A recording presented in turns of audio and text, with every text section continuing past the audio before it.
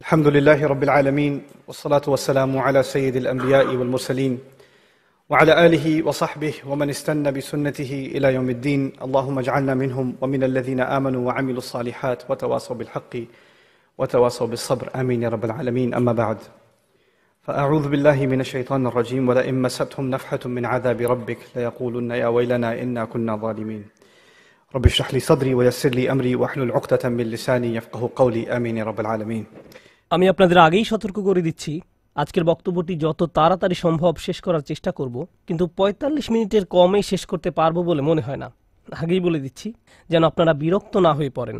আবারও বলছি, আমি আগেও আপনাদের দিক নির্দেশনা দিয়েছিলাম কিভাবে কোনো শব্দ না করে চুপি চুপি মসজিদ থেকে বের হয়ে যেতে হয়। পাশের দরজাগুলো দিয়ে কেউ চলে যেতে চাইলে যেতে পারেন, আমি মাইন্ড করব না। আজকে আমি ভয়ানক একটা ব্যাপার নিয়ে বক্তব্য শুরু করতে চাই। আমাদের ধর্ম হলো সত্য ধর্ম, আর সত্য সুখবর যেমন প্রদান করে তেমনি সাবধান বাণীও প্রদান করে। আমাদের সকল নবী রাসূলদের, বিশেষত রাসূলুল্লাহ সাল্লাল্লাহু আলাইহি সাল্লামকে আল্লাহ আযজা ওয়া জাল্লা বর্ণনা করেছেন মুবাশশিরান ওয়া নাযীরান, সুসংবাদদাতা ও সতর্ককারী।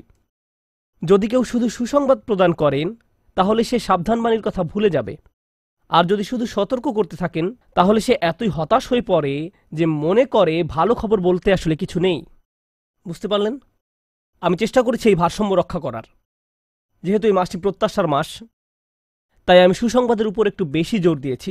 আল্লাহ আযজা ওয়া জাল্লার প্রতি আমাদের আশা এবং ভালোবাসা বৃদ্ধি করার চেষ্টা করেছি, কিন্তু এই একই সময়ে এর মাঝে একটা ভারসাম্য থাকতে হবে।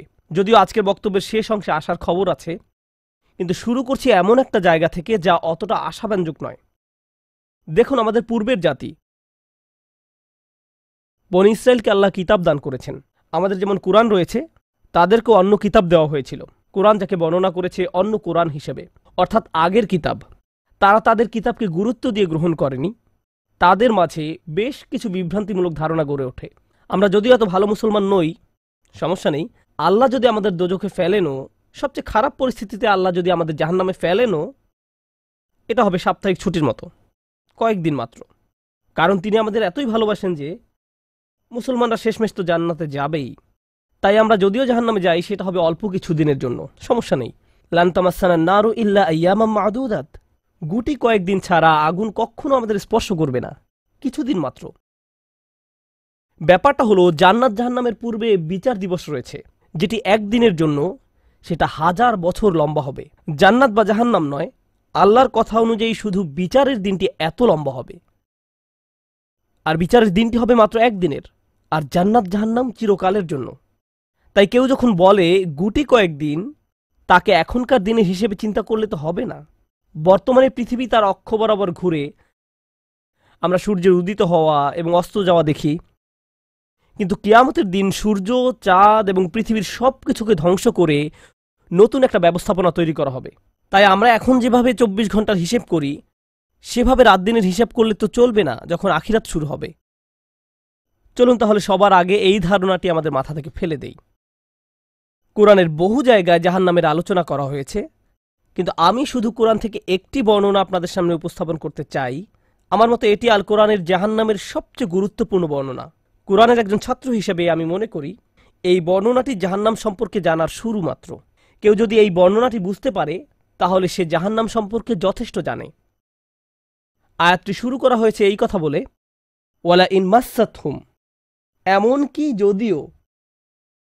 যখন আমরা বাংলায় বলি যদি আমি সেখানে যাই, যদি আমি সেখানে যাই, তাহলে তোমার সাথে দেখা হবে। কিন্তু কেউ যখন বলে যদিও আমি যাই, এর মানে হলো যাওয়ার সম্ভাবনা ক্ষীণ। তাই আয়াতটি যদিও দিয়ে শুরু হওয়ার মাধ্যমে এমন কিছু ঘটার সম্ভাবনা কমিয়ে দিয়েছে। এভাবে বলার মাধ্যমে আল্লাহ কোনো কিছুর উপর জোর কমিয়ে দেন। সহজ কথায় তিনি বাক্যটিকে দুর্বল করে দিচ্ছেন। যদিও, যদিও কি? যদিও মাসসাতহুম, যদিও এটা তাদের স্পর্শ করে। আরবিতে মাসসা অর্থ কোনো কিছু যখন আপনাকে সামান্যতম স্পর্শ করে, যেমন কোনো মাছি যখন কোনো মতে স্পর্শ করে। যদি সেকেন্ডের জন্য স্পর্শ করে তখন তাকে বলা হয় মাস। সুতরাং এটা যদি তাদেরকে কোনো মতে স্পর্শ করে 1 সেকেন্ডের জন্য, মাসসাতহুম। এখন কি তাদের স্পর্শ করে? আপনারা হয়তো ভাবছেন আগুন যদি তাদের স্পর্শ করে। আল্লাহ বলছেন নাফহাতুন, একটা হালকা বাতাস যদি তাদের স্পর্শ করে। চলুন এই বাতাস নিয়ে একটু আলোচনা করা যাক। আরবিতে নাফহাতুন বলতে বোঝায় দরজা বন্ধ করলে যখন সামান্য একটু বাতাস এসে পড়ে, পর্দা নড়ে ওঠে, অথবা কেউ জানালা বন্ধ করলে যেভাবে হালকা বাতাসে পর্দা নড়ে ওঠে। এই বাতাসের যা বাহির থেকে ভেতরে আসে বা ভেতর থেকে বাহিরে যায়, দুই ধরনের আছে। একটি হলো লাফহা, লাম যোগে, আরেকটি হলো নাফহা। লাম যোগে লাফহা মানে বাতাসটি গরম, আর নুন যোগে নাফহা মানে বাতাসটি ঠান্ডা। আল্লাহ বলছেন এমনকি যদি ঠান্ডা বাতাস তাদেরকে স্পর্শ করে, যদি ঠান্ডা বাতাস তাদেরকে স্পর্শ করে তোমার প্রতিপালকের শাস্তি থেকে। তিনি এই আয়াতে জাহান্নাম কাউকে স্পর্শ করার কথা বলছেন না, তিনি এই আয়াতে আগুন কাউকে স্পর্শ করার কথা বলছেন না, তিনি এমনকি গরম বাতাস কাউকে স্পর্শ করার কথাও বলছেন না, তিনি আগুনের ঠান্ডা অংশের কথা বলছেন। আর এটা আপনাকে চিরকালের জন্য স্পর্শ করছে না। প্রসঙ্গত আমরা ফিজিক্সে পদার্থের 3টি অবস্থার কথা শিখেছি: সলিড, লিকুইড এবং গ্যাস। সলিড বা কঠিন কিছু যদি স্পর্শ করে আমরা তা অনুভব করতে পারি। এই মুহূর্তে গ্যাস আমাদেরকে স্পর্শ করছে, বাতাস এখন আমাদেরকে স্পর্শ করছে, আমরা এটা অনুভব করি না। আর এই আয়াতে আল্লাহ বর্ণনা করছেন কি তাদের স্পর্শ করছে? বাতাস তাদেরকে স্পর্শ করছে। কোন ধরনের বাতাস? অপেক্ষাকৃত গরম বাতাস নাকি ঠান্ডা বাতাস? ঠান্ডা বাতাস। ঠান্ডা বাতাস কোনো রকম তাদেরকে স্পর্শ করছে। এই আয়াতের সবচেয়ে উল্লেখযোগ্য বিষয় হলো, আমি একটু আগে নাফহা এবং লাফহার কথা বলেছিলাম। অন্য কথায় তারা এখনো জাহান্নামে প্রবেশ করেনি, তারা এর দিকে অগ্রসর হচ্ছে। আর জাহান্নামের অপেক্ষাকৃত ঠান্ডা বাতাস এসে কোনো মতে তাদেরকে স্পর্শ করল, তখন তাদের প্রতিক্রিয়া কি? চিৎকার করে বলে উঠবে, ইয়া ওয়াইলানা, হায়, সবচেয়ে কঠিনতম শাস্তি আমাদের জন্য শুরু হয়ে গেছে। ইন্না কুন্না যালিমিন, আমরা সব সময় অপরাধী ছিলাম। তারা সাথে সাথে তাদের সব অপরাধ স্বীকার করবে। যে কারণে এই আয়াতটি আমি সংক্ষেপে আপনাদের নিকট উপস্থাপন করলাম। প্রথমত, এই আয়াতে আল্লাহ জাহান্নামের শাস্তির অভিজ্ঞতা বর্ণনা করছেন না। আল্লাহ সকল বিশ্বাসীকে জাহান্নামের আগুন থেকে মুক্ত রাখুন। কিন্তু আল্লাহ এখানে বর্ণনা করছেন এমনকি জাহান্নামের আগুনের কাছে গেলে এবং ক্ষণিকের জন্য এর বাতাসের সামান্য স্পর্শ লাগলে একজন মানুষ চিন্তা করা শুরু করবে এর চেয়ে আর ভয়ঙ্কর কোনো শাস্তি হতে পারে না। এজন্যই আল্লাহ দোজখের আগুন সম্পর্কে বলছেন, ইন্নাহা সাআত মুস্তাকাররাও ওয়া মুকামা, নিশ্চয়ই তা অবস্থানস্থল ও আবাসস্থল হিসাবে কতই না নিকৃষ্ট। অল্প এবং বেশি যে কোনো সময়ের জন্য ওটা কত নিকৃষ্ট জায়গা। 1 সেকেন্ডের জন্য এটা ভাববেন না যে আমি তো খারাপ, আল্লাহ যদি আমাকে জাহান্নামে ফেলেনও এক সময় তো আমি এখান থেকে মুক্তি পাবো। এই ধরনের চিন্তাকে কখনো প্রশ্রয় দিবেন না। এই ভূমিকা দেওয়ার পর যখন বিচার দিবস শুরু হবে, যখন সমগ্র মানব জাতি একত্রিত হবে, তারা জানে না কোথায় যাবে, তারা জানে না কোন দিকে ফিরবে। এই ঘটনা আসলে রাসূলুল্লাহ সাল্লাল্লাহু আলাইহি সাল্লামের একটি হাদিসে উল্লেখ করা হয়েছে এবং জ্ঞানের প্রতি মুসলমানদের আগ্রহ ছিল সব সময়। তো একবার কিছু মানুষ বিখ্যাত সাহাবী আনাস ইবনে মালিক রাদিয়াল্লাহু তাআলা আনহুর কাছে এলো, কারণ মানুষ লোকমুখে এই খবর পেয়েছিল যে আনাস এই হাদিসটি জানতেন, আর এটি অনেক বড় একটি হাদিস, বুখারী শরীফে বর্ণিত আছে। এই ঘটনা ঘটে রাসূলুল্লাহ সাল্লাল্লাহু আলাইহি সাল্লামের ইন্তেকালের পরে। তিনি বলেন, হাদ্দাসানা মুহাম্মাদুন সাল্লাল্লাহু আলাইহি ওয়াসাল্লাম। এখন আনাস রাদিয়াল্লাহু তাআলা আনহু কথা বলছেন। তিনি বলেন, রাসূলুল্লাহ সাল্লাল্লাহু আলাইহি সাল্লাম আমাদের বলেছেন, ইযা কানা ইয়াউমুল কিয়ামাতি মা জান্নাসু বা'দুহুম ফি বা'দ। মনোযোগ দিয়ে শুনুন। যখন বিচার দিবস শুরু হবে, মানুষ ঢেউয়ের মতো একে অপরের উপর আশ্রে পড়বে, সর্বত্র বিশৃঙ্খলা, সবাই একে অন্যের দিকে ছুটতে থাকবে। ফায়াতুনা আদম, তারা কোনো একভাবে আদম আলাইহিস সালামের দেখা পাবে, আদম আলাইহিস সালামের দেখা পাবে, তারা তার কাছে ছুটে আসবে। ফায়াকুলুনা ইশফা আলানা ইলা রাব্বিক, সমগ্র মানব জাতি আদম আলাইহিস সালামের কাছে ছুটে আসবে এবং বলবে, আপনি কি দয়া করে আমাদের পক্ষ থেকে আল্লাহর সাথে কথা বলতে পারবেন? আমরা আল্লাহর ভয়ে ভীত। আপনি তো প্রথম মানুষ, আপনি তো সেই ব্যক্তি যাকে আল্লাহ ফেরেশতাদের সিজদা দিয়ে সম্মানিত করেছেন, আপনাকেই তো পছন্দ করা হয়েছে, আমরা সবাই আপনার সন্তান, আপনি আমাদের পিতা, তাই দয়া করে আমাদের জন্য আল্লাহর সাথে কথা বলুন, আমরা খুবই ভীত। এরপর তিনি বলবেন, ফায়াকুলু লাস্তু লাহা, তিনি বলবেন, আমি এর যোগ্য নই, আমি পারবো না। ফায়াকুলু লাস্তু লাহা ওয়ালাকিন আলাইকুম বিইব্রাহিম, তোমরা কেন ইব্রাহিমের সাথে কথা বলছো না? তোমাদের উচিত ইব্রাহিমের সাথে কথা বলা। অতএব মানব জাতি এখন কার খোঁজ করছে? ইব্রাহিম আলাইহিস সালাম। ফাইন্নাহু খলিলুর রহমান, তার কাছে যাও, কারণ তিনি রহমানের খুবই কাছের বন্ধু। ওয়াত্তাখাযাল্লাহু ইব্রাহিমা খলিলা, কুরআনে এসেছে আল্লাহ ইব্রাহিমকে তার বন্ধুরূপে গ্রহণ করেছেন। তাই ইব্রাহিমের কাছে যাও, তিনি তোমাদের সাহায্য করতে পারবেন। তারা ইব্রাহিমের কাছে যাবেন। ফায়াতুনা ইব্রাহিমা ফায়াকুলু লাস্তু লাহা, তারা ইব্রাহিমের কাছে গেলে তিনি বলবেন, আমি এর যোগ্য নই, আমাকে এই কাজের জন্য তৈরি করা হয়নি, আমি তোমাদের জন্য আল্লাহর সাথে কথা বলতে পারবো না। ওয়ালাকিন আলাইকুম বিমূসা, তোমরা কেন মূসা আলাইহিস সালামের কাছে যাচ্ছ না? তো মানব জাতি মূসা আলাইহিস সালামের কাছে দৌড়ে যাবে। ফাইন্নাহু কালিমুল্লাহ, তিনি আল্লাহর সাথে অনেক কথা বলতেন। ওয়াকাল্লামাল্লাহু মূসা তাকলিমা, আর আল্লাহ মূসার সাথে কথা বলেছেন সরাসরি। সুতরাং তিনি যেহেতু আল্লাহর সাথে কথা বলতে অভ্যস্ত, আজকে তো কথা বলার উত্তম সময়, তিনি তোমাদের পক্ষ থেকে আল্লাহর সাথে কথা বলবেন। ফায়াতুনা মূসা ফায়াকুলু লাস্তু লাহা, মানবজাতি দৌড়ে মূসা আলাইহিস সালামের কাছে যাবে, তিনি বলবেন আমি এর যোগ্য না, আমি পারবো না। ওয়ালাকিন আলাইকুম বিঈসা, তোমরা ঈসা আলাইহিস সালামের কাছে কেন যাচ্ছ না? ফাইন্নাহু রূহুল্লাহ ওয়া কালিমাতুহু, তিনি হলেন আল্লাহর দেওয়া রূহ এবং তিনি আল্লাহর কালিমা, আল্লাহর হুকুমে তিনি অলৌকিকভাবে জন্মগ্রহণ করেন। কুন ফায়াকুন, অতএব তিনি যেহেতু সকল রাসূলদের মাঝে বিশেষ মর্যাদার অধিকারী, তার কাছে যাও, তার সাথে কথা বলো। সকল মানুষ দৌড়ে ঈসা আলাইহিস সালামের কাছে যাবে। ফায়াকুলু লাস্তু লাহা, তিনি বলবেন আমি পারবো না, এই কাজ আমার জন্য নয়, আমাকে এই কাজের জন্য তৈরি করা হয়নি। তারপর তিনি বলবেন ওয়ালাকিন আলাইকুম বি মুহাম্মাদিন সাল্লাল্লাহু আলাইহি ওয়াসাল্লাম, মানবজাতি তোমাদেরকে মুহাম্মদ সাল্লাল্লাহু আলাইহি ওয়াসাল্লামের কাছে যেতে হবে। মানুষেরা তখন রাসূলুল্লাহ সাল্লাল্লাহু আলাইহি ওয়াসাল্লামের কাছে যাবে। এখন রাসূল সাল্লাল্লাহু আলাইহি ওয়াসাল্লাম আমাদের বলছেন ফায়াতুনি ফাআকুল, সবাই তখন আমার কাছে আসবে আর আমি তাদেরকে বলবো। এখন রাসূল সাল্লাল্লাহু আলাইহি ওয়াসাল্লাম আমাদের বলছেন আনা লাহা, আমার জন্য এই কাজ, আমি এই কাজের যোগ্য। আনা লাহা ফাআস্তাযিনু আলা রব্বি। প্রসঙ্গত আমি আপনাদেরকে আরো বলার পূর্বে বিচার দিনের একটা দৃশ্য হলো, আল্লাহ বলেন ইয়াউমা ইয়াকুমুর রূহু ওয়াল মালাইকাতু সাফফান লা ইয়াতাকাল্লামুনা ইল্লা মান আযিনা লাহুর রহমান ওয়া ক্বালা সাওয়াবা। যেদিন রূহ ও ফেরেশতাগণ সারিবদ্ধভাবে দাঁড়াবে, এমন এক সময় থাকবে যখন কেউ কথা বলতে পারবে না, এমন এক ধরনের নীরবতা, এমন নীরবতা বিরাজ করবে যার কথা মানবজাতি কোনোদিন শোনেনি, এমন ধরনের নীরবতার অস্তিত্ব কখনো কোনোদিন ছিল না। সেই রকম পিনপতন নীরবতায় আল্লাহ বলেন লা ইয়াতাকাল্লামুন, কেউ কথা বলতে পারবে না, ইল্লা মান আযিনা লাহুর রহমান, দয়াময় আল্লাহ যাকে অনুমতি দিবেন সে ব্যতীত। আর তিনি হলেন মুহাম্মদুর রাসূলুল্লাহ সাল্লাল্লাহু আলাইহি সাল্লাম। তিনি এমন সময়ে আল্লাহর কাছে আসবেন যখন সৃষ্টির কারো একটি শব্দ করারও অনুমতি থাকবে না, সৃষ্টির কারো কোনো আওয়াজ শোনা যাবে না। তিনি আল্লাহর সামনে এসে আল্লাহর কাছে কথা বলার অনুমতি চাইবেন। ফায়ুযানু লি, তিনি বলেন আমাকে কথা বলার অনুমতি দেওয়া হবে। ওয়ায়ুলহিমুনি মাহামিদা আহমাদাহু বিহা লা ইয়াহদুরুনিল আন, সেই দিন আল্লাহ আমাকে স্পেশাল একটি দোয়ার মাধ্যমে তার প্রশংসা, তার কৃতজ্ঞতা করা শেখাবেন, যেটি বিচার দিবসে আমাকে দেওয়া হবে, যা এর পূর্বে কাউকে দেওয়া হয়নি, কোনো সৃষ্টিকে দেওয়া হয়নি। এক স্পেশাল ওয়াহি রাসূলুল্লাহ সাল্লাল্লাহু আলাইহি সাল্লামকে দেওয়া হবে বিচার দিবসে, যা কোনো সৃষ্টিকে দেওয়া হয়নি। আর তিনি সেই দিন সে স্পেশাল উপায়ে আল্লাহর প্রশংসা করবেন, লা ইয়াহদুরুনিল আন, আর সেই ওহী এখনো আমার কাছে আসেনি, সেই দোয়া এখনো আমি জানি না। ফা আহমাদাহু বিতিলকাল মাহামিদ, তারপর আমি আল্লাহর দেওয়া সেই স্পেশাল বাক্যগুলোর মাধ্যমে আল্লাহর প্রশংসা করব। ওয়া আখিরু লাহু সাজিদান, আমি সেই বাক্যগুলো উচ্চারণ করার পর আল্লাহর সমীপে সিজদায় অবনত হব। কিয়ামতের দিনে দৃশ্যপটে রাসূলুল্লাহ সাল্লাল্লাহু আলাইহি সাল্লাম এমন জায়গায় থাকবেন, এই অবস্থাকে বলা হয় মাকামা মাহমুদা, একটা স্টেশন, অথবা বলতে পারেন এমন একটা স্টেজ যা প্রশংসিত, আর মানবজাতি সেটা প্রত্যক্ষ করবে। আমরা সবাই এটা দেখতে পাবো, আমরা সবাই তখন নিশ্চুপ থাকব, আর তিনি সিজদায় পড়ে যাবেন। তিনি যখন সিজদায় পড়ে যাবেন তখন আল্লাহ আযজা ওয়া জাল্লা তার সাথে কথা বলবেন।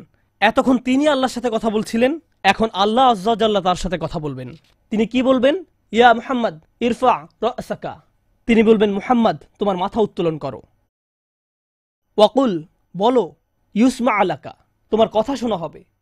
শুধু যে আল্লাহ তার কথা শুনবেন তা নয়, বরং বিচার দিনে উপস্থিত সবাই তার কথা শুনতে পাবে।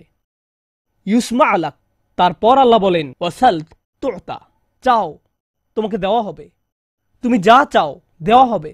কিয়ামতের দিন আল্লাহর একটি সৃষ্টি কেমন পজিশনে থাকলে আমরা সবাই যখন আল্লাহর নিকট ভিক্ষা চাচ্ছি, আতমিম লানা নূরানা ওয়াগফির লানা, হে আমাদের পালনকর্তা, আমাদের নূরকে পূর্ণ করে দিন এবং আমাদেরকে ক্ষমা করুন, এই কথা বলে আমরা আল্লাহ আযজা ওয়া জাল্লার কাছে কাকুতি মিনতি করতে থাকব। আর এখানে আল্লাহ তার এই সৃষ্টিকে বলছেন তুমি চাও, তুমি যা চাও আমি দিব। সাল তুতা, এই হলো আমাদের রাসূল সাল্লাল্লাহু আলাইহি সাল্লাম। তারপর আল্লাহ বলবেন ওয়াশফা, তুমি যদি কারো পক্ষ থেকে কথা বলতে চাও, তুমি যদি কারো ব্যাপারে সুপারিশ করতে চাও, যাও সুপারিশ করো। তুশাফা, আমি তোমাকে অন্য মানুষদের পক্ষ হয়ে কথা বলার অধিকার দিলাম। তুশাফা, এই গ্যারান্টি আল্লাহ তার রাসূল সাল্লাল্লাহু আলাইহি সাল্লামকে দিয়েছেন।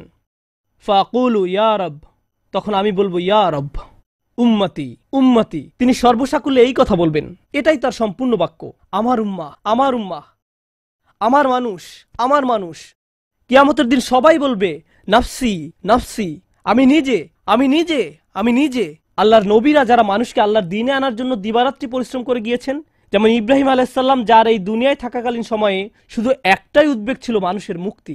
বিচারের দিনে তিনি বলবেন, না, যাও অন্য কোথায় যাও, যাও মুসার সাথে কথা বলো। মুসা আলাইহিস সালাম, যিনি বনি ইসরাইল নিয়ে চিন্তিত ছিলেন, তিনি বলবেন, না, যাও ঈসার সাথে গিয়ে কথা বলো। আর আমাদের রাসূল সাল্লাল্লাহু আলাইহি সাল্লাম বলবেন, প্রসঙ্গত কোরআনে কিয়ামত দিবসের যে ভয়াবহতার কথা বর্ণনা করা হয়েছে তা একবার চিন্তা করে দেখুন। ইয়াউমা তারাউনাহা তাযহালু কুল্লু মুরদিআতিন আম্মা আরদাআত। প্রত্যেক মা যে তার বাচ্চাকে দুধ খাওয়াচ্ছে তার বাচ্চাকে ফেলে দিবে, যেন সে কিছুই না। ইয়াফিরুল মারউ মিন আখিহি ওয়া উম্মিহি ওয়া আবিহি। সেদিন মানুষ তার ভাইয়ের কাছ থেকে পালাবে, মায়ের কাছ থেকে পালাবে, বাবার কাছ থেকে পালাবে। ওয়া সাহিবাতিহি ওয়া বানিহি। তার স্ত্রীর কাছ থেকে পালাবে, ছেলেমেয়ের কাছ থেকে পালাবে। আপনাদের কেউ কেউ হয়তো ইতিমধ্যে স্ত্রীর কাছ থেকে পালিয়ে বেড়ান, তাই আপনাদের কাছে হয়তো এটা অতটা ভীতিপ্রদ নয়। এই আয়াত হয়তো আপনার জন্য ভয়ের নয়, কেউ কেউ ভাবছে অবশেষে। যাই হোক, সমস্ত গুরুত্বের সাথে সেই দিন সবাই কাকে নিয়ে উদ্বিগ্ন থাকবে? নিজেকে নিয়ে। প্রকৃতপক্ষে সেদিন প্রত্যেক ব্যক্তি বলবে, ওমান ফিল আরদি জামিআ সুম্মা ইউনজিহ। সবাইকে জাহান্নামে নিয়ে যান এবং বিনিময়ে আমাকে জান্নাতে প্রবেশ করতে দিন।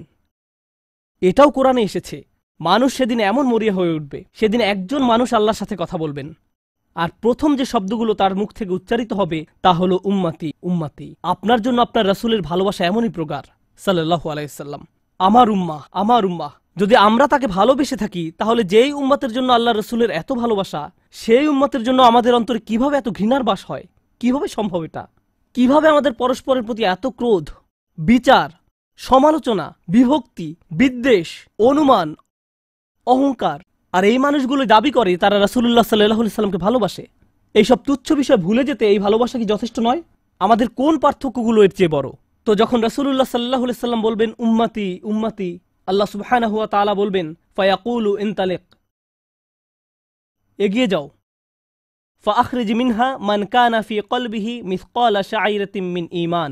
মনোযোগ দিয়ে শুনুন, যাও এখান থেকে বের করে নাও যাদের অন্তরে ঈমান আছে, এমনকি এখানে শারিয়া মানে বার্লি দানা, যা সামান্য একটু লম্বা হয়, যাদের অন্তরে এতটুকু পরিমাণ ঈমানও আছে, যে কোনো ঈমান যদি তাদের অন্তরে থেকে থাকে, তাহলে তাদেরকে বের করে নাও। আপনি এগিয়ে যান এবং বের করে নিন। দৃশ্যপটটি কল্পনা করুন। রাসূলুল্লাহ সাল্লাল্লাহু আলাইহি সাল্লাম মানুষকে রাখছেন, যাও যাও যাও, তিনি তাদেরকে সরিয়ে নিচ্ছেন। কিছু মানুষকে নিয়ে যাওয়ার পর ফেরেশতারা থামিয়ে দিলেন, কারণ কারো কারো ঈমান এর চেয়েও ছোট। সামান্য পরিমাণ ঈমান বলতে আসলে কি বোঝায়? কেউ একজন হারাম কোনো কাজে যুক্ত ছিল, সে ভয়ানক কিছু একটা করছিল, কাজটা করে ফেলার পর তার মনে অনুশোচনা জাগ্রত হলো, তার ভেতর থেকে কিছু একটা বলছে, এটা খারাপ কাজ, আমার এটা করা উচিত নয়, আল্লাহ আমাকে এটা সম্পর্কে জিজ্ঞাসা করবেন। তারপর কোনো একভাবে তার এই চিন্তাটাকে সে দমিয়ে দিল, থাক এখন চিন্তা করার দরকার নেই।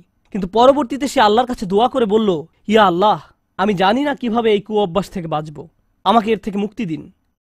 আমি চাই না এটা আমার জীবনে আর ঘটুক, কিন্তু তবু আমি এটাতে আটকা পড়ে আছি। অতি ক্ষুদ্র ঈমান তার ভেতর থেকে চিৎকার করছে, অন্য কেউ এটা শুনতে পারছে না, তার অন্তর এটা শুনছে।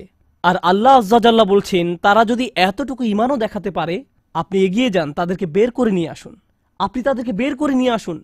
আর তিনি যখন এভাবে মানুষদেরকে বের করে নিয়ে আসবেন, তখন ফেরেশতারা একসময় থামিয়ে দিবেন, কারণ অনেক মানুষের অন্তরে এতটুকু ঈমানও নেই, সামান্য অনুতাপটুকু তাদের অন্তরে ছিল না। থামিয়ে দিবেন, ফাআনতালিক ফাফআল, আমি গিয়ে এমনই করব, সুম্মা আউদ, তারপর আমি ফিরে আসব। অর্থাৎ ফেরেশতারা থামিয়ে দিবে, আর অন্য মানুষেরা সেখানে কাঁদতে থাকবে, আমাদের কি হবে, আমাদের কি হবে। তারপর রাসূলুল্লাহ সাল্লাল্লাহু আলাইহি সাল্লাম ফেরত আসবেন, ফাআহমাদাহু বিতিলকাল মাহামিদ, অতঃপর আমি পুনরায় সেসব প্রশংসা বাক্য দ্বারা আল্লাহর প্রশংসা করব। লক্ষ্য করুন, প্রথমবার তিনি প্রার্থনা করার জন্য অনুমতি চেয়েছিলেন, তাই না? দ্বিতীয়বারের বেলায় অনুমতির কোনো উল্লেখ নেই। লক্ষ্য করেছেন, তিনি আসলে সাথে সাথে আল্লাহর প্রশংসা করা শুরু করবেন। আল্লাহ কি তাকে এমনটি করতে বলেছেন? না, এটা হলো নিজ উম্মতের প্রতি তার অপরিসীম ভালোবাসার বহিঃপ্রকাশ। তিনি আবারও আল্লাহর প্রশংসা করা শুরু করবেন, এই আশায় যে আল্লাহ তাকে অটোমেটিক অনুমতি দিবেন। সুম্মা আখিরু লাহু সাজিদান, আর সিজদায় পড়ে যাব। ফায়াকুলু ইয়া মুহাম্মদ, আমাকে বলা হবে, হে মুহাম্মদ, ইরফা রাসাকা, তোমার মাথা উঠাও। কুল ইউসমা আলাকা, বলো তোমার কথা শোনা হবে। ওয়াসাল তুতা, চাও তোমাকে আবার দেওয়া হবে। ওয়াশফা তুশাফা, সুপারিশ করো, সুপারিশ গ্রহণ করা হবে। তোমাকে সুযোগ দেওয়া হবে তাদেরকে বের করে নেয়ার, তোমাকে তাদের জন্য সুপারিশ করার সুযোগ দেওয়া হবে। ফাআকুলু ইয়া রব উম্মতি উম্মতি, আমি তখন বলবো, হে আমার রব, আমার উম্মত, আমার উম্মত। তিনি তো ইতোমধ্যে অল্প ঈমানের অধিকারীদেরকে বের করে নিয়েছেন। ফায়াকুলু ইনতালিক, এরপর আল্লাহ বলবেন এগিয়ে যাও। ফাআখরিজ মিনহা মান কানা ফি কলবিহি মিসকালা যাররাতিন আও খারদালাতিন মিন ঈমান, তোমাকে সুযোগ দেওয়া হবে তাদেরকে বের করে নেয়ার, সুপারিশ গ্রহণ করা হবে। যাদের অন্তরে এক বিন্দু পরিমাণে ঈমান আছে, বালির দানা নয়, বালির দানা তো এতটুকু লম্বা, বরং বিন্দু পরিমাণ। খারদালা মানে সরিষার দানা, অতি ক্ষুদ্র বিন্দুর মতো। আর যখন আল্লাহ বলছেন এর ওজনের মতো, বর্তমানে আমাদের কাছে ডিজিটাল ওজন মাপার যন্ত্র আছে, আগের দিনে পাল্লা ছিল, তাই আপনি যখন এক মুষ্টি চাল এক পাল্লায় রাখতেন সেটা হয়তো তেমন একটা ঝুঁকতো না, যদি একটু বেশি করে চাল রাখতেন তখন একটু ঝুঁকতো। এখন ডিজিটাল ওজন মাপার যন্ত্র দিয়ে গ্রাম কিলোগ্রাম মাপা হয়, এমনকি সামান্য কয়েক দানা রাখলেও যন্ত্রের স্ক্রিনে ভেসে উঠে 0.001 গ্রাম। এখন শুধু একটি চাল রেখে দেখুন বা একটি সরিষার দানা রেখে দেখুন স্ক্রিনে কিছু ভেসে উঠে কিনা, কিছুই হয় না, কিছুই হয় না। আর আল্লাহ বলছেন আমি তোমার সুপারিশের কারণে, রাসূলুল্লাহ সাল্লাল্লাহু আলাইহি সাল্লামের দোয়ার কারণে এমন মানুষদেরকেও মুক্তি দিব যাদের ঈমান এমনকি এই দুনিয়ায়ও মাপা যায় না, এই দুনিয়ায়ও মাপা যায় না। প্রসঙ্গত আপনি যদি একটি দানা খান বুঝতে পারবেন যে কিছু খেয়েছেন, আপনি এমনকি বুঝতেও পারবেন না। এটা হলো এমন ধরনের ঈমান যার আছে এটা সে নিজেও ভালোভাবে বুঝতে পারে না, এমনকি তারা নিজেরাও ঠিকমতো বুঝে উঠতে পারে না যে ঈমান আছে, আর অন্যরা কিভাবে বুঝবে। আর কেউ যদি একটি দানা আহার করে এটা তাদের পুষ্টি সাধনে তেমন কোনো ভূমিকা রাখতে পারে না, এটা শরীরের জন্য যথেষ্ট পরিমাণের খাবার নয়। ঠিক তেমনি যার সরিষার দানা পরিমাণ ঈমান ছিল, সেই ঈমানও একটি ভালো জীবন অতিবাহিত করার জন্য তা যথেষ্ট ছিল না, কিন্তু তাদের অন্তরের কোনো এক জায়গায় একটি ঈমানের বাস ছিল। আল্লাহ বলছেন তুমি এমন যাদেরকে পাও তাদেরকেও বের করে নিয়ে আসো। ফাআখরিজহু ফাআনতালিক, আমি যাব এবং তাই করব। আর এটা বিশাল এক জনগোষ্ঠী যারা আল্লাহর কাছ থেকে দূরে সরেছিল, তাদের ভেতরে একেবারে ক্ষুদ্র কিছু ঈমান ছিল। এরপর তো আর কিছু নেই মনে হচ্ছে, ঘটনা শেষ। কিন্তু রাসূলুল্লাহ সাল্লাল্লাহু আলাইহি সাল্লাম এখানেই থেমে যাননি। ফাআহমাদাহু বিতিলকাল মাহামিদ সুম্মা আখিরু লাহু সাজিদান, তিনি এখানেই থেমে যাননি, তিনি আবারও ফিরে যাবেন এবং আমি সেসব প্রশংসা বাক্য দিয়ে আল্লাহর প্রশংসা করব এবং আবারও সিজদায় পড়ে যাব। ফায়াকুলু ইয়া মুহাম্মদ ইরফা রাসাকা, আমাকে বলা হবে হে মুহাম্মদ মাথা উঠাও। ওয়াকুল ইসমা আলাকা, বলো তোমার কথা শোনা হবে। ওয়াসাল তুতা, চাও দেয়া হবে। আল্লাহ আজ্জা ওয়া জাল্লা সহজেই বলতে পারতেন তুমি তো ইতিমধ্যে চেয়েছো এবং তোমাকে দেয়া হয়েছে, কিন্তু তৃতীয়বারের মতো রাসূলুল্লাহ সাল্লাল্লাহু আলাইহি সাল্লামকে বলা হচ্ছে ওয়াশফা তুশাফা, এগিয়ে যাও, মানুষের জন্য সুপারিশ করো, গ্রহণ করা হবে, তোমাকে তাদের পক্ষে চাওয়ার সুযোগ দেওয়া হবে, আমি তোমাকে এটা দিচ্ছি। ফাআকুলু ইয়া রব উম্মতি উম্মতি, আমার উম্মাত আমার উম্মাত। এখন চলুন এখানে একটু থামি। যদি আপনি এই সুযোগ পেতেন, আল্লাহ যদি আপনাকে বলতেন তুমি যা চাও তাই পাবে, তুমি চাও দেয়া হবে, যা কিছুই তুমি চাও না কেন, আমাদের বিশাল একটা লিস্ট আছে, একটা লিস্ট আছে। রাসূলুল্লাহ সাল্লাল্লাহু আলাইহি সাল্লামকে এই সুযোগ কয়বার দেওয়া হয়েছে? 3 বার। কত মিলিয়ন মানুষকে ইতিমধ্যে রক্ষা করা হয়েছে? তৃতীয়বার তো তিনি নিজের জন্য কিছু চাইতে পারতেন।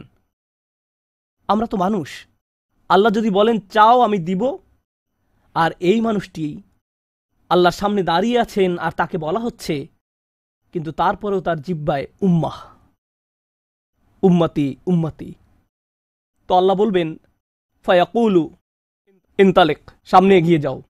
ফাখরিজ মান কানা ফি কলবিহি আদনা আদনা আদনা মিসকাল হাব্বাতিন খরদালিম মিন ঈমান, যাও সামনে এগিয়ে যাও এবং এমন প্রত্যেক ব্যক্তিকে বের করে আনো যার একটি সরিষার অতি ক্ষুদ্র অতি ক্ষুদ্র অতি ক্ষুদ্র অংশ পরিমাণ ঈমান আছে। এত ক্ষুদ্র বিন্দু যাকে আপনারা হয়তো মাইক্রোস্কোপিক বলবেন, যদি তাদের এক অ্যাটম বা এক সাব অ্যাটমিক কণার পরিমাণ ঈমান থাকে, এই পৃথিবীতে যা দেখা শোনা বা উপলব্ধি করা সম্ভব নয়, যদি তাদের গভীর অবচেতন মনের কোথাও কণা পরিমাণ ঈমান থাকে, যদি তাদের ততটুকু ঈমান থাকে, এগিয়ে যাও এবং তাদের বের করে নিয়ে আসো। যদি তাদের অন্তরে এতটুকু ঈমান থাকে, তো আল্লাহ রাসূলুল্লাহ সাল্লাল্লাহু আলাইহি সাল্লামকে বলবেন ফাআখরিজহু মিনান নার, তাদেরকে আগুন থেকে বের করে আনো। কথাটা মনোযোগ দিয়ে শুনুন, তাদেরকে কোথা থেকে বের করে আনো? আগুন থেকে। অর্থাৎ কিছু মানুষ ইতোমধ্যে জাহান্নামে পতিত হয়ে গেছে। অনেক মানুষ এই হাদিস পড়ে মনে করে আমরা জাহান্নাম থেকে মুক্তি পেয়ে যাব, আগুন আমাদের স্পর্শ করবে না। কিন্তু হাদিস এই কথা বলছে না। রাসূলুল্লাহ সাল্লাল্লাহু আলাইহি সাল্লাম আল্লাহর কাছে কাকুতি মিনতি করছেন, আর এই দিনটি হবে 50,000 বছর লম্বা। অনেক মানুষের বিচার ইতোমধ্যে হয়ে গেছে। আর আমি আপনাদেরকে সেই আগুন সম্পর্কে শুরুতে বলেছিলাম, আপনি যদি এর বাতাসের স্পর্শ পান 1 সেকেন্ডেরও কম সময়ের জন্য, আপনার মনে হবে এর চেয়ে ভয়ঙ্কর আর কোনো শাস্তি হতে পারে না। আর আল্লাহ রসুল সাল্লাল্লাহু আলাইহি সাল্লাম সেই মানুষগুলোর জন্য আশা ছেড়ে দেননি, তাদের জন্য হতাশ হয়ে পড়েননি। প্রসঙ্গত তারা মুসলিম, তারা কিন্তু মুসলিম, কারণ রসুল সাল্লাল্লাহু আলাইহি সাল্লাম কি বলছেন, তার মুখ থেকে কোন কথাগুলো উচ্চারিত হয়েছে, উম্মতি উম্মতি। আগুনের মানুষগুলো মুসলমান, ওই মানুষগুলো অমুসলিম নয়, মুসলিম। তো রসুল সাল্লাল্লাহু আলাইহি সাল্লাম বলেন, ফা আনতালিকু ফা আফআল, আমি যাব এবং সেটাই করব। প্রসঙ্গত রাসূলুল্লাহ সাল্লাল্লাহু আলাইহি সাল্লামের এই কথার সাথে হাদিসের সমাপ্তি হলো। আনাস ইবনে মালিক রাদিয়াল্লাহু তাআলা আনহু তার কাছে আসা লোকদেরকে এতটুকু বর্ণনা করলেন, ফাকুলতু লিবাদি আসহাবিনা, হযরত আনাসের কাছে হাদিস শিখতে আসা একজন বলল, আমি আমার কিছু সঙ্গীকে বললাম, লাউ মারারনা বিল হাসান ওয়া হুয়া মুতাওয়ারিন ফি মানজিলি আবি খলিফা, চলো আমরা হাসান বসরির কাছে যাই। আমরা হাদিসটি আনাসের কাছ থেকে শুনেছি, কিন্তু আমরা জানি এই হাদিসটি হাসানও জানেন, চলো আমরা তার কাছে যাই। প্রসঙ্গত আনাস রাদিয়াল্লাহু তাআলা আনহুর তখন অনেক বয়স হয়ে গিয়েছিল। এই হাদিসে কতবার রাসূল সাল্লাল্লাহু আলাইহি সাল্লাম আল্লাহর কাছে গেলেন? 3 বার। রাসূলুল্লাহ সাল্লাল্লাহু আলাইহি সাল্লাম ইন্তেকাল করেছেন বহু বছর আগে। আমরা জেনেছি এই হাদিস হাসান বসরিও জানেন, তারা আগে কখনো এই ধরনের কথা শুনেনি। খুবই আশ্চর্যজনক কথা। এজন্য তারা ব্যাপারটা যাচাই করতে চাচ্ছিলেন যে দেখা যাক হাসান বসরিও একই হাদিস বর্ণনা করেন কিনা। তারা শুনেছে হাসান বসরি বাস করেন আবু খলিফার বাড়ির পেছনের একটি ঘরে, তাই তারা হাসান বসরিকে খুঁজতে লাগলো। তারা তাকে খুঁজে পেলেন। হাদ্দাসানা আনাস ইবনে মালিক ফাআতাইনাহু ফাসাল্লামনা আলাইহি, তো আমরা তার কাছে এলাম এবং তাকে সালাম দিলাম। ফাআযিনা লানা, তিনি আমাদেরকে প্রবেশের অনুমতি দিলেন। ফাকুলনা লাহু ইয়া আবা সাঈদ, আমরা তাকে বললাম, হে সাঈদের পিতা, জিনাকা মিন ইনদি আখিকা আনাস ইবনে মালিক, আমরা আপনারই ভাই আনাস ইবনে মালিকের নিকট হতে আপনার কাছে আসলাম। ফালাম নারা মিসলা মা হাদ্দাসানা ফি শাফাআত, শাফাআত বিষয়ে তিনি যেমন বর্ণনা দিয়েছেন তেমনটা বর্ণনা করতে আমরা আর কাউকে দেখিনি। ফাকালা হি, তিনি বললেন, হ্যাঁ তোমরা তা জানো। ফাহাদ্দাসনাহু বিল হাদিস, আমার কাছে সেটি বর্ণনা করো, দেখি তোমরা আনাসের কাছ থেকে কি শুনেছ। তো তারা তার নিকট সম্পূর্ণ হাদিসটি বর্ণনা করে শোনালেন। ফাআনতাহা ইলা হাযাল মাওদি', আমরা এই পর্যন্ত অর্থাৎ 3 বার রাসূল সাল্লাল্লাহু আলাইহি সাল্লামের সুপারিশের কথা বলে শেষ করলাম। ফাকালা হি, তিনি বললেন আরো বর্ণনা করো। ফাকুলনা লাম ইয়াজিদ লানা আলা হাযা, আমরা বললাম তিনি তো এর অধিক আমাদের কাছে বর্ণনা করেননি, আমাদেরকে এতটুকুই বলেছেন। এখন হাসান কথা বলছেন, লাকাদ হাদ্দাসানি ওয়া হুয়া জামিউ মুনযু 20 সানাতান, তিনি অর্থাৎ আনাস আমার কাছে এই হাদিস বর্ণনা করেছেন যখন তিনি তখন যুবক ছিলেন, 20 বছর আগে। কত বছর আগে? 20 বছর আগে। আমি নিশ্চিত না তিনি কি বাকিটুকু ভুলে গেলেন, নাকি তিনি তোমাদেরকে বাকিটুকু বলেননি কারণ তাহলে তোমরা অলস হয়ে পড়বে। ফালা আদ্রি আনাসি আম কারিহা আন তাত্তাকিলু, তিনি এরপর বললেন এই হাদিসের চতুর্থ একটি অংশ আছে, আর আমি নিশ্চিত নই তোমাদের বলা উচিত কিনা, কারণ তার এখন বয়স বেশি হয়েছে, তার স্মরণশক্তি ওইভাবে কাজ করছে না, কিন্তু আমার সন্দেহ তিনি তোমাদের বলেননি কারণ তোমরা এতে অলস হয়ে পড়বে। তারা বলল, ইয়া আবা সাঈদ হাদ্দাসানা, আপনি কি আমাদেরকে এটা বলতে পারেন? আমরা আসলেই জানতে চাই। ফাদহিকা, তিনি হাসতে শুরু করলেন। ফাকালা খুলিকাল ইনসানু আজুলা, তিনি কোরআনের একটি আয়াত উল্লেখ করে বললেন, মানুষকে সৃষ্টি করা হয়েছে তাড়াহুড়া প্রবণ করে। মা যাকারতুহু ইল্লা ওয়া আনা আদরি আন উহাদ্দিসুকুম হাদ্দাসানি কামা হাদ্দাসাকুম বিহি, আমি তো বর্ণনার উদ্দেশ্যেই তোমাদের কাছে বিষয়টি উল্লেখ করলাম। তিনি তাদেরকে উৎসুক করে তুলেছিলেন, আমি তোমাদেরকে বলবো, তিনি তোমাদের নিকট যা বলেছেন তা সত্য। হাসান আরও বলেন, রাসূলুল্লাহ সাল্লাল্লাহু আলাইহি সাল্লাম বলেন, এরপর আমি চতুর্থবারের মতো ফিরে আসব। ফা আহমাদাহু বিতিলকাল মাহামিদ, এবং সেসব প্রশংসা বাক্য দিয়ে আল্লাহর প্রশংসা করব, যে বাক্যগুলো আল্লাহ আমাকে দিয়েছেন, যা অন্য কোন সৃষ্টিকে এর পূর্বে দেয়া হয়নি, এবং সিজদায় পড়ে যাব। সুম্মা আখিরু লাহু সাজিদান, তখন বলা হবে, ফায়ুকালু ইয়া মুহাম্মদ ইরফা রাসাকা, হে মুহাম্মদ মাথা উঠাও। ওয়াকুল ইউসমা, বলো তোমার কথা শোনা হবে। ওয়াসাল তুতা, চাও দেয়া হবে। ওয়াশফা তুশাফা, সাফায়াত করো গ্রহণ করা হবে। এই সময়ে এসে এতটুকুর চেয়ে ছোট ঈমানও আর অবশিষ্ট নেই, সকল সম্ভাব্য ঈমানওয়ালাদের মুক্তি হয়ে গেছে। আদনা আদনা আদনা মিসকাল হাব্বা, সবাই মুক্তি পেয়ে গেছে। ফাআকুলু ইয়া রব ইযান লি ফি মান ক্বালা লা ইলাহা ইল্লাল্লাহ, এখন রাসূলুল্লাহ সাল্লাল্লাহু আলাইহি সাল্লাম বলেননি উম্মতি, এইবার তিনি উম্মতি বলেননি, তিনি বলছেন, হে আমার প্রতিপালক, আমাদেরকে তাদের সম্পর্কে সাফায়াত করার অনুমতি দান করুন যারা বলেছে লা ইলাহা ইল্লাল্লাহ, যে এমনকি এই কথা বলেছে, আচ্ছা ঠিক আছে, আমার মনে হয় একজন সৃষ্টিকর্তা আছেন। একটি কলেজ ক্যাম্পাসে হয়তো একদল ছাত্র মুসলিম ছাত্রদের সাথে আলোচনা করছে, তখন একজন বলল, আচ্ছা ঠিক আছে, দার্শনিক দৃষ্টিকোণ থেকে মেনে নিলাম একজন ঈশ্বর রয়েছেন, ঠিক আছে আমি মানলাম যে একজন ঈশ্বর আছেন, আমি বলছি না যে আমি মুসলিম, যদি উপাসনা করতেই হয় তাহলে শুধু এক ঈশ্বরের উপাসনা করতে হবে। তাদের অন্তরে কোনো অনুভূতি নেই, তারা কারো ইবাদত করছে না, তারা শুধু এই উপসংহারে পৌঁছেছে। প্রসঙ্গত এই ধরনের একটা সাদৃশ্য পাওয়া যায় সূরা হুজরাতের একটা আলোচনায়। আল্লাহ বলছেন, ফাকালাতিল আরাবু আমান্না কুল লাম তুমিনু ওয়ালাকিন কুলু আসলামনা। বেদুইনরা বলে আমরা ঈমান এনেছি। বলো তোমরা ঈমান আনোনি, বরং তোমরা বলো আমরা আনুগত্য স্বীকার করেছি। তোমরা শুধু ইসলামের প্রাথমিক ধারণা গ্রহণ করেছ। ধারণা থাকে এখানে, আর ঈমান কোথায় থাকে? যাদের অন্তরে কিছু ঈমান ছিল তাদের ইতোমধ্যে নেওয়া হয়ে গেছে।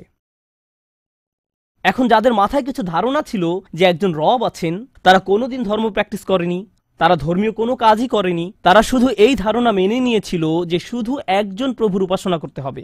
রাসূলুল্লাহ সাল্লাল্লাহু আলাইহি ওয়াসাল্লাম বলছেন, যে কেউ এই সিদ্ধান্তে আসবে যে কেউ বলবে লা ইলাহা ইল্লাল্লাহ, তার জন্য শাফায়াত করার অনুমতি দান করুন।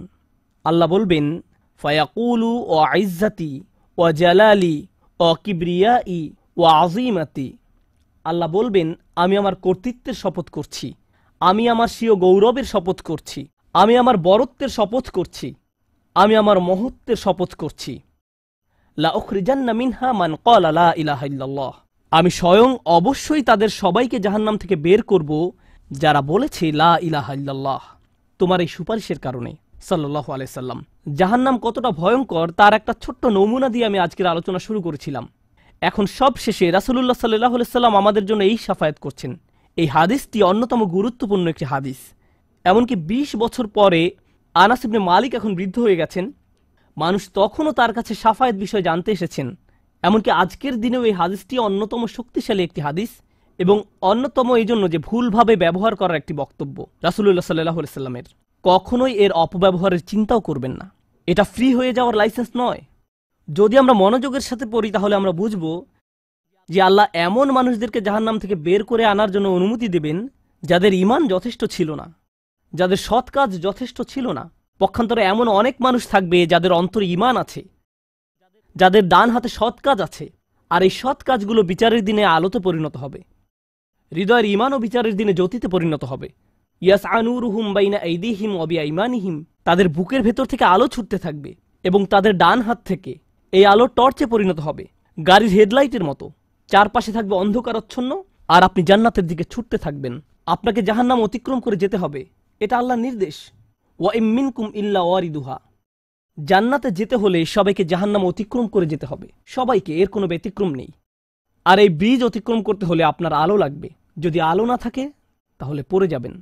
তো মানুষ যখন হেঁটে যাচ্ছে তখন অনেকের এত পরিমাণ আলো থাকবে যেন মক্কা থেকে সিরিয়া দেখা যাচ্ছে, আর কারো কারো এত অল্প পরিমাণ আলো থাকবে যে তারা কোনো মতে পায়ের সামনের কিছু অংশ দেখতে পাবে, কারণ তাদের ঈমান দুর্বল ছিল। কিন্তু এই হাদিস এমন মানুষদের সম্পর্কে নয় যাদের সামান্য কিছু আলো থাকবে বা অনেক বেশি আলো থাকবে। এই হাদিস এমন মানুষদের সম্পর্কে যাদের আলো এত স্বল্প পরিমাণ যে এটি দিয়ে কিছুই দেখা যাচ্ছে না, আর যাদের আলো আছে তারা আল্লাহর কাছে ভিক্ষা করতে থাকবে, রব্বানা আতমিম লানা নূরানা ওয়াগফির লানা। আমাদেরকে আমাদের আলো পূর্ণ করে দিন, ব্যাটারি যেন শেষ হয়ে না যায়। আমাদেরকে জান্নাতের গেটে পৌঁছে দিন, আমাদেরকে ক্ষমা করে দিন। আমরা আল্লাহর কাছে ভিক্ষা চাচ্ছি যেন তিনি আমাদের কপালে রাসূলুল্লাহ সাল্লাল্লাহু আলাইহি সাল্লামের শাফায়াত জুড়ে দেন। তিনি যেন আমাদেরকে তাদের অন্তর্ভুক্ত করেন যারা আরশের ছায়ায় থাকবে। আমরা আল্লাহর কাছে প্রার্থনা করছি তিনি যেন আমাদেরকে তাদের অন্তর্ভুক্ত করেন যাদেরকে এমনকি জাহান্নামের আগুনের ঠান্ডা বাতাসও স্পর্শ করবে না। আমরা আল্লাহর কাছে দোয়া করছি তিনি যেন আমাদেরকে তার রাসূলের অনুগত উম্মায় পরিণত করে দেন। তাদের অন্তর্ভুক্ত নয় যাদের ব্যাপারে তিনি অভিযোগ করবেন, বরং তাদের অন্তর্ভুক্ত করুন যাদের জন্য তিনি সুপারিশ করবেন। আগেরবার আমি বলেছিলাম একদল মানুষ সম্পর্কে রাসূলুল্লাহ সাল্লাল্লাহু আলাইহি ওয়াসাল্লাম অভিযোগ করবেন, ইন্না কওমি ইত্তাখাযু হাযাল কুরআনা মাহজুরা। হে আমার রব, নিশ্চয়ই আমার কওম এই কুরআনকে পরিত্যাজ্য গণ্য করেছে। আমরা তাদের অন্তর্ভুক্ত হতে চাই না। আমরা তাদের অন্তর্ভুক্ত হতে চাই যাদের জন্য তিনি আল্লাহর কাছে সুপারিশ করবেন। আল্লাহ যেন আমাদের সবাইকে তার রাসূলের শাফায়াতের যোগ্য করে দেন। আমি দোয়া করছি আমরা প্রত্যেকে যেন আমাদের রাসূলের সুন্দর দ্বীনের প্রতিনিধিত্ব করতে পারি, আর তার জন্য আমাদের অন্তরে যে ভালোবাসা রয়েছে তা যেন আমাদের পরস্পরের আচার ব্যবহারের মাঝেও প্রতিফলিত হয়। বারাকাল্লাহু লি ওয়া লাকুম ফিল কুরআনিল হাকিম ওয়া নাফা'নি ওয়া ইয়্যাকুম বিল আয়াতি ওয়াজ যিকরিল হাকিম।